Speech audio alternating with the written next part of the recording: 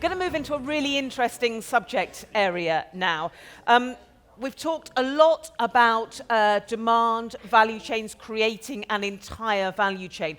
What we're going to go into now is the risk analysis when it comes to human health, how that will shape policies, and indeed how that could then possibly shape the value chain as well. So to talk us through this, using some really interesting case studies, ladies and gentlemen, please welcome the Head of Scientific and Regulatory Affairs, and also the Principal Toxicologist at the Cobalt Institute, ladies and gentlemen, Dr. Vanessa Viegas. Vanessa, thank you. Thanks, Sasha. All right. So thank you very much, Sasha, for the introduction. We're going to move a little bit into a different topic, but to build upon what Marina's panel was just on. And that's really what we're looking at today is the impact of chemicals management policies on the US supply chain.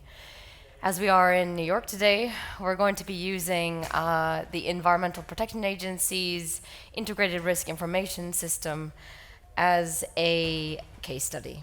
So if I can work this out, there we go. All right, so we've talked about this before. Cobalt has a very globalized value chain, all the way from mining, refining, and down to its end uses. It's very important to have proportionate chemicals management. If you do not, you can affect one part of the value chain, which is then interconnected. So Cobalt has a very diverse, very widespread value chain that is interconnected, as I've just said. We can essentially have impacts on the refining if a not sound scientific value is used. So again, refining is essential for making cobalt chemicals that are used in the end uses. We need these chemicals for enabling green and digital technologies. And lastly, recycling to achieve this circular economy. Now, as I've said before, the chain is interconnected with impacts felt by all. So in the last few years, we've seen a pretty big uptick in cobalt chemicals management around the world. We have a lot of experience with Europe, so EU REACH and EU CLP, but we've also seen regulations from Turkey, from Korea, and multiple initiatives coming out of the US. I'm focusing on IRIS, but we also have ATSDR and CCL5, for example.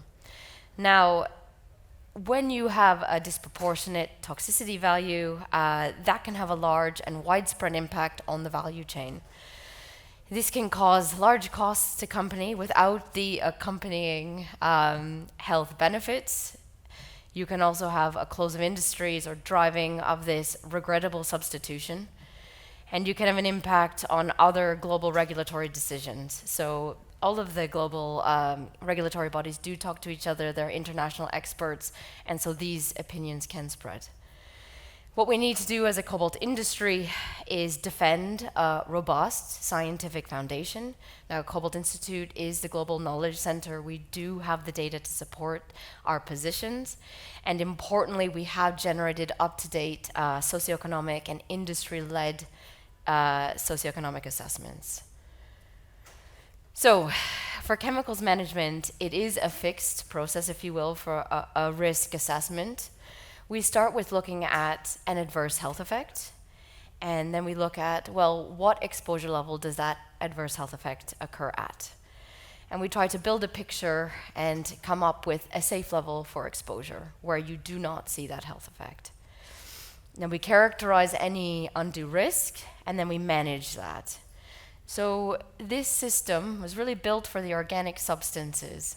For metals, you really need to be able to input in there that these are occurring naturally, especially for cobalt, that we have adaptations of organisms around the world to metals, and very importantly, that cobalt specifically is essential for human health. It's essential in the form of vitamin B12. It's essential for brain and blood development. It's essential for many different animals in inorganic cobalt form. Now, all of that needs to be taken into account when you do a risk assessment Otherwise, you will be arriving at an inappropriate scientific value. So for cobalt specifically, and what I will go into later, a specific consideration for cobalt is that a safe level does exist for exposure. We've seen this through decades of safe use in the workplace and general population where cancer does not occur. So if we delve further into the EPA IRIS program, the IRIS program supports the EPA's mission to protect human health and the environment.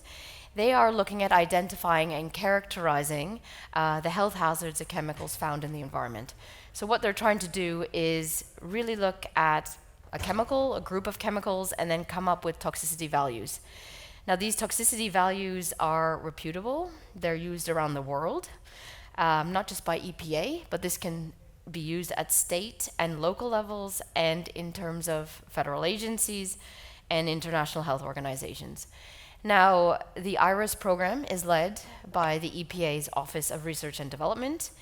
This is located separate to the other departments at EPA in order to remain independent and impartial. IRIS is pre-regulatory, so this means that it doesn't generate rules with legal authority, but I will explain how IRIS then gets taken up by other initiatives from the EPA that then gets written into law. So in terms of this spider web of EPA itself, as I've said, it's the ORD that deals with IRIS. However, Cobalt was actually nominated for IRIS by the Office of Air and Radiation. Now they've nominated Cobalt and they want to look at inhalation risk of cancer. And this is for all pertinent forms of cobalt and cobalt compounds in the air. So this will affect emissions, company emissions to air in the US. And cobalt was added to the list in June 2022. So we've been dealing with this now for 2 years. Now, I've mentioned before that IRIS can impact all sorts of other regulations in EPA. It's not just the Clean Air Act, as I mentioned before, so that will impact industry's emissions. It will also impact the Clean Water Act, so emissions to water, and more importantly, the Toxic Substances Control Act. Now, that is where if there is an unreasonable risk, so if IRIS comes out with a conclusion that there's an unreasonable risk, there could be restrictions in terms of substances that can be used in the workplace or in consumer products. Now, in terms of how IRIS can affect our global supply chain for cobalt, we're going to start at the US level and then work up. It can be taken up after the EPA at state and local level, where it's a resource, it's a toxicity value, it's a safe value. After that, you have public health departments in terms of an emergency using IRIS values. International bodies use, I guess, their counterparts around the world to inform on regulatory decisions. Academic and research institutes will take up toxicity values and perform research programs. And then IRIS values, we know, are embraced by a wide range of NGOs in terms of advocacy in the US and worldwide. Now, there are currently 18 chemicals under review in the IRIS program. Quite a lot of them are metals. This is a little bit unusual. Cobalt is one of the 18. We are quite early in the process, so the final steps of the process would be the external peer review. That's when you have a final or a draft final IRIS report. I can show you right now that it is a long and complicated multi-step process. It looks quite easy, I suppose, 7 steps, but this can last as long as a decade. Again, I've said that we've been dealing with this since 2022 and we are still at step 1. We are in the draft development. We have dealt with public consultations, public science webinars, and we have, as Cobalt Institute, engaged the EPA in terms of the science. Now, engagement with the IRIS program, we've learned from other chemicals that are under review. We know particularly what's coming. If we look at Europe, we have been dealing with a lot of the same kind of regulatory concerns, and that's around cobalt and cancer.